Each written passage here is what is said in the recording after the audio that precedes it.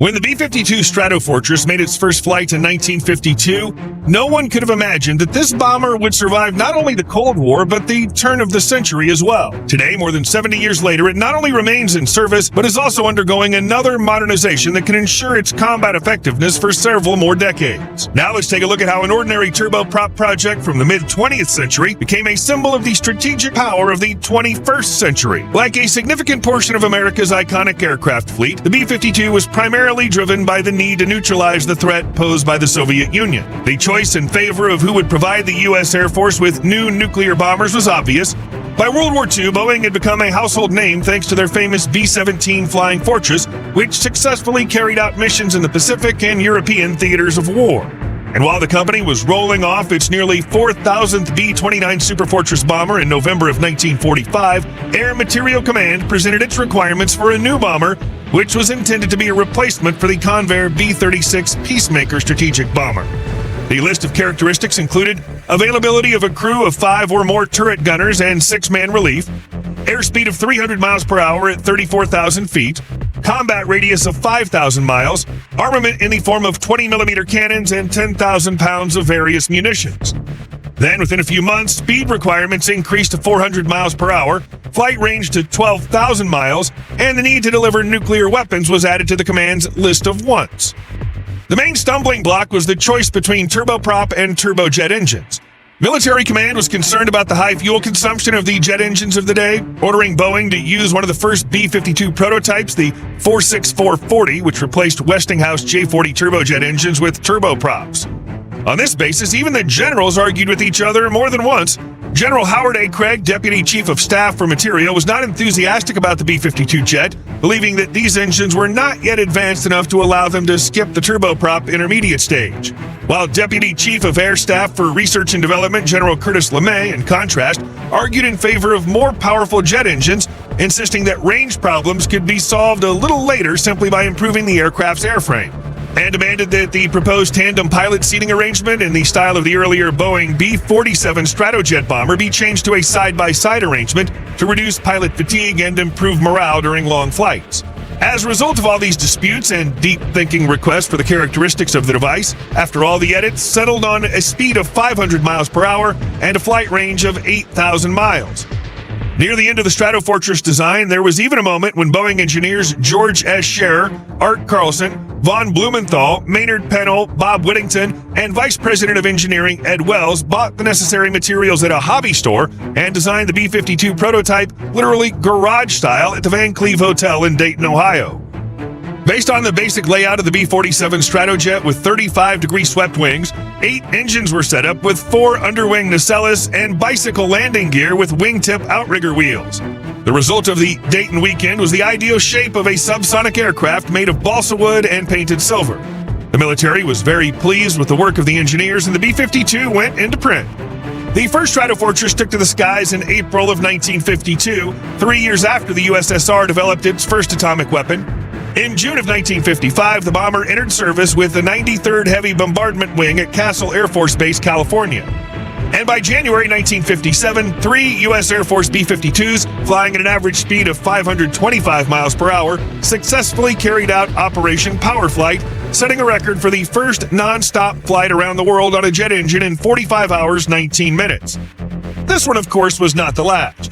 Over the next few years, the B-52 set other world records, such as the world record for 12,532 miles without refueling, flying from Kadena Air Base, Okinawa Prefecture, Japan, to Torrejon Air Base, Spain. To date, the only modification of the Stratofortress in U.S. service is the B-52H, which emerged as a derivative of the B-52G with the same basic airframe but new Pratt & Whitney TF33P3 turbofan engines. These, despite initial reliability problems corrected by 1964 as part of the Hot Fan program, provided the bomber with significantly better performance and fuel economy than the Pratt & Whitney J57 turbojet. Thanks to the new engines, the B-52's top speed increased to 650 miles per hour, cruise speed increased to 509 miles per hour, and its range without refueling was now about 8,800 miles.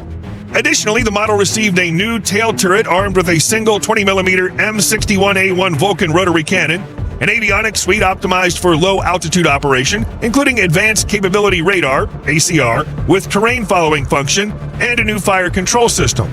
The U.S. Air Force continues to rely on the B-52, affectionately calling it the Buff, as it remains the most effective and cost-effective heavy bomber in the absence of sophisticated air defense, especially when it comes to post-Cold War U.S. missions against countries with limited defensive capabilities.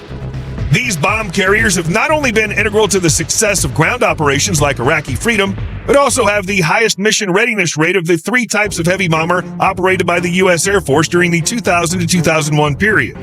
The no less legendary Rockwell B-1 Lancer had an average readiness rate of 53.7%, and the new-fashioned Northrop B-2 Spirit stealth bombers had an average readiness rate of 30.3% versus an impressive 80.5% for the Stratofortress. But even legends need updates. That's why in April of 2020, the U.S. Air Force issued a request for proposals for 608 commercial engines, launching the Commercial Engine Re-Engineering Program, CERP, under which General Electric offered its CF3410 and Passport turbofan engines, Pratt & Whitney showed up with its PW800, and Rolls-Royce offered the BR725 designated F130. By September 2021, the U.S. Air Force chose the latter as the winner, announcing plans to buy 650 of these engines for $2.6 billion. Despite the fact that the Air Force had previously considered the option of swapping the bombers from 8 engines to 4, CERT still retained all 8 of them. While some industry experts believe that 4-engine operation would be more efficient, opponents rightly point out that such an upgrade would require a redesign of the airframe, as well as additional changes to systems and control surfaces. This in turn greatly increased the project timeline, complexity, and cost, which the U.S. Air Force certainly did not want. In addition to new engines and nacelles, one of the most radical upgrades will be the installation of the new AN/APG-79B4 ACER radar in the B-52J, which replaced older mechanically scanned arrays. The new AN/APG-79 radar will give the B-52J significantly better radar range, accuracy, and most importantly, resistance to enemy countermeasures, not to mention general awareness of what's happening on the battlefield. Well, the immediately noticeable update was the return of the bomber's nose to its classic look. We're talking about completely eliminating the pair of fairings under the nose, the right one housing the forward-looking infrared system, FLIR, and the left one housing the Westinghouse AN/AVQ-22 low light level television, LLL-TV. Together, they form the Electro-Optical Viewing System, EVS, which helped crews fly safely at extremely low altitudes. However, it was completely replaced by more modern targeting pods, Lockheed Martin Sniper or Northrop Grumman Lightning mounted on pylons under the left wings of B-52H bombers. The rendering presented by Boeing in 2022 left many questions about whether the underwing stores pylons, which lack any sort of fine detail, were made to demonstrate a specific design or simply placeholders. The one under the right wing, which is not clearly visible, may be intended to demonstrate loading with some kind of large missile. For example, the AGM-183A air-launched rapid response weapon, Arrow, hypersonic missile, if this project had not been cut in FY 2025. It's pity because in March of 2024, the testing of the AGM-183A Arrow from a B-52H near Guam was done successfully. Although this does not negate what the Air Force talked about acquiring new stores pylons for the B-52 fleet with a higher payload, and Boeing clearly started working on its own design called Hercules, which allows the aircraft to carry 20,000 pounds on each wing and adapt not only to expand the arsenal of existing weapons, but also hypersonic missiles that will soon be available to the U.S. Air Force. The most vicious weapons of the B-52 were, are, and will be nuclear weapons. Since 1971, modifications of the B-52G and B-52H have received the ability to carry up to 20 AGM-69 SRAM nuclear missiles, and a little later they were replaced by AGM-86 missiles. And even though the B-52H bombers that remained in service were subsequently stripped of their nuclear fangs back in 2010, voices from U.S. Congress about returning these celestial giants to nuclear status have been heard more often recently. In the summer of 2024, there was talk of restoring the nuclear capability of at least 30 of the 76 U.S. Air Force B-52H bombers, which would soon receive an upgrade to the B-52J modification. They'll be equipped with the latest air-launched cruise missiles with a nuclear warhead, AGM-181 long-range standoff weapon.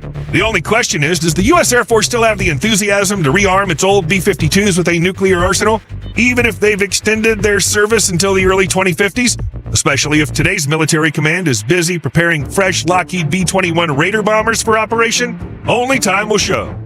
You think the Stratofortress will be able to supplant the younger B-2 Spirit and B-21 Raider, regaining its place at the top of the nuclear triad?